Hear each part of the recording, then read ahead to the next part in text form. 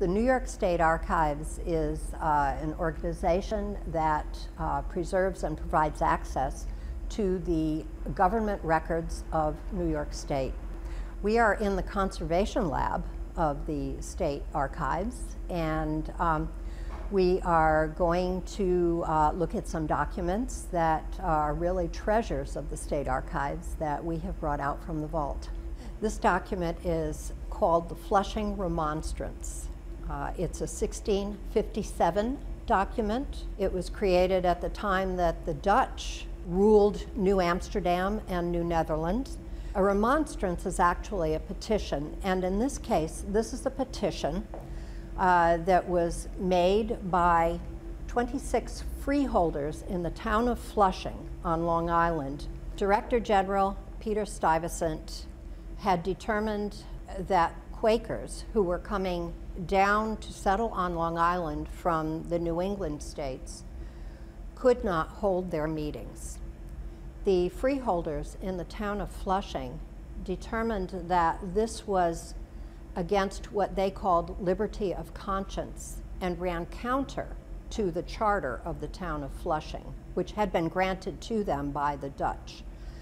So they petitioned the Director General and the Colonial Council to allow Quakers to hold meetings in their town. This is considered really to be the first time that anyone in the Americas had made an effort towards acknowledging freedom of religion and freedom of conscience. They did win their cause, and Stuyvesant was told that he had to allow the Quakers to meet. The document is handwritten, probably by one of the group, and it is signed by these 26 freeholders on the second page, and you'll note that many of them put their mark because they were not able to sign their names. You'll notice that the edges of this document are charred and flaking. The reason for that is because this document, along with all of the historic documents in what was then the New York State Library, went through a terrible fire in 1911. That fire burned up the New York State Library. It destroyed a great deal of New York's colonial and early statehood history. The Dutch colonial records were bound in large folio volumes and were at the bottom of the shelves, and when the documents on top of them, which were the British documents, fell on top of them, those burned, and the Dutch records were by and large saved, but were mainly singed around the edges. And today we live with the results of this fire, the aftermath, if you will. We find in the collections of the State Archives many, many, many burned documents, and they have been saved over the years because people felt that at some point we would be able to treat them, and we have been working on them. And you'll see some treatments where they are being treated and bathed in the conservation lab. We have approximately 200,000 individual leaves that are in this sort of condition. Some are simply just charred, while some are really burnt and very, very fragile. What we're trying to do piecemeal, piece by piece, is prepare materials that are ultimately the most fragile in our collection to be a little stronger. And we can do that both physically and chemically. Many of these documents are in the condition that we inherited them.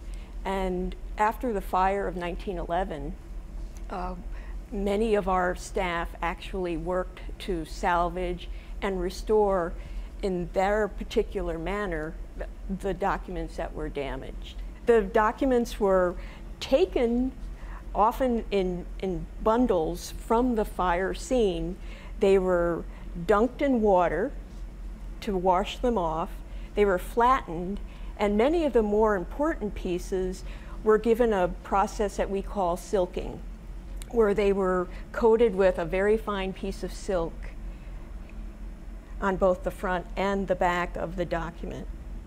And this process has really helped to save many, many of our more important priority collections. But over the 100 years of its work, the silk is deteriorating, and one of our processes now is to remove the work that was done 100 years ago and use our own conservation techniques. Our new intention is to revitalize the fibers and to strengthen the fibers. And if we need to, we remove whatever previous treatment had been given to the document. And ultimately, our purpose is to hopefully bathe the document. We can then actually mend the document with vegetable fibered, long fibered tissue over the areas that are very charred or burned. And we use an adhesive, a very weak adhesive, because we prefer not to have the mend be stronger than the most fragile part of the document that we're trying to save.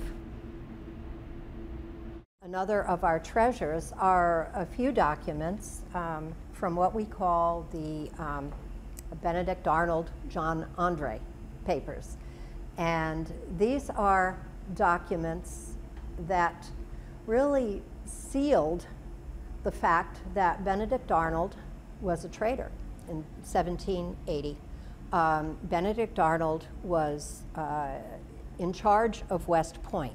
This is during the Revolution.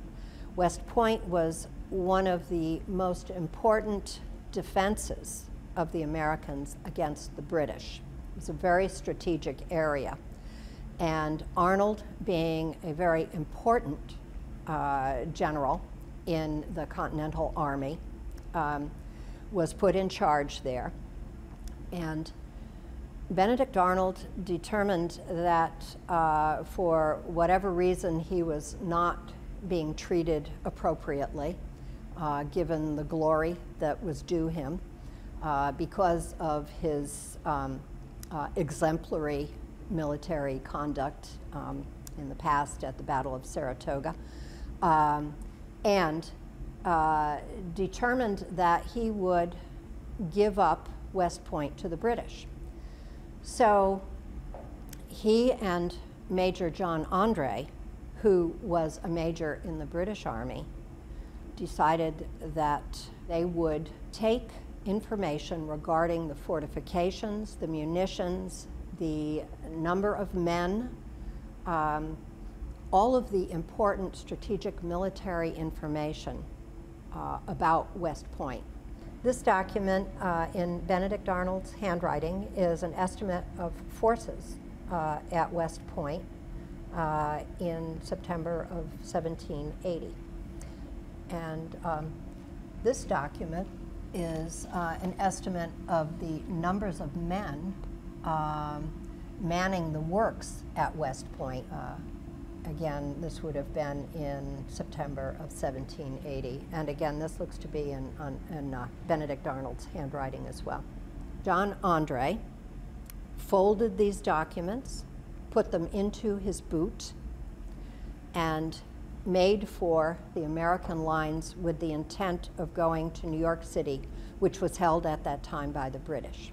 He was accompanied by Joshua Smith, and this is a pass that was written in Benedict Arnold's hand. You can see that it's signed by Benedict Arnold.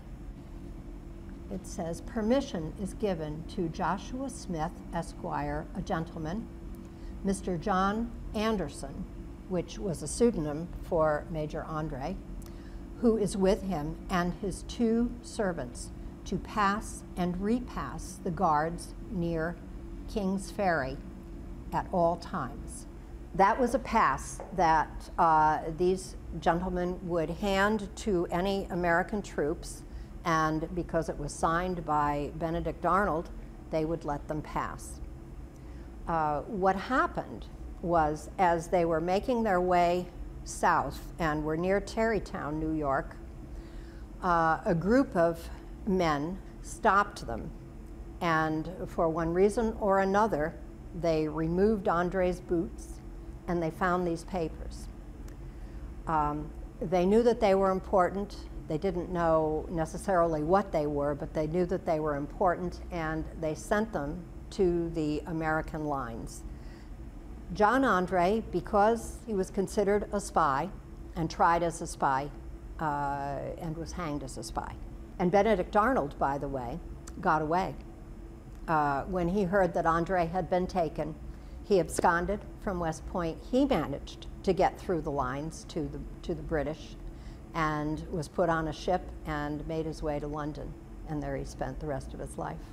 New York State archival records are so important to not only New York State history, but to national history. And that's really because New York State history is so intertwined with everything that happened in the history of the United States.